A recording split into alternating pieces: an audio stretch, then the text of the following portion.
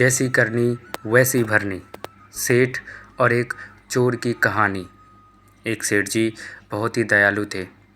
धर्म कर्म में यकीन करते थे।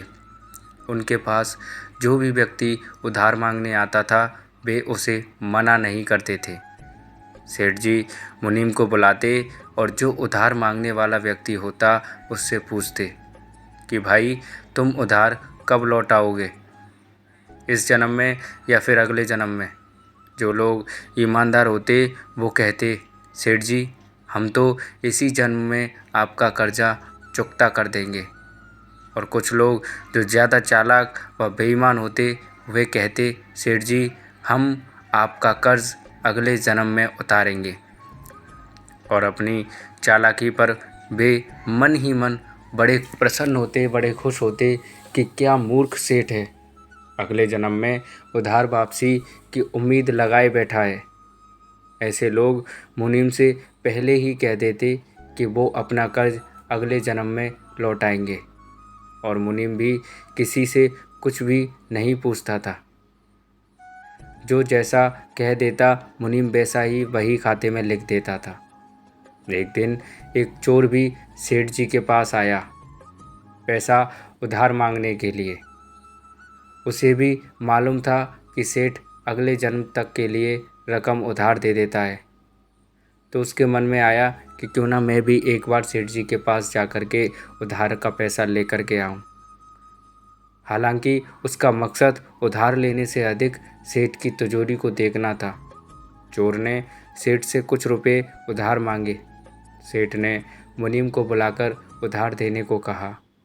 मुनीम ने चोर से पूछा भाई इस जन्म में पैसे लौटाओगे या अगले जन्म में। चोर ने कहा मुनीम जी मैं यह रकम अगले जन्म में लौटाऊंगा।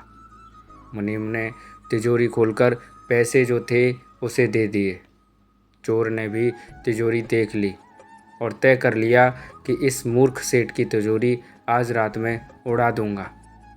वो रात में ही सेठ के घर पहुंच गया और वहीं भैंसों के तबेले में छिपकर सेठ के सोने का इंतज़ार करने लगा।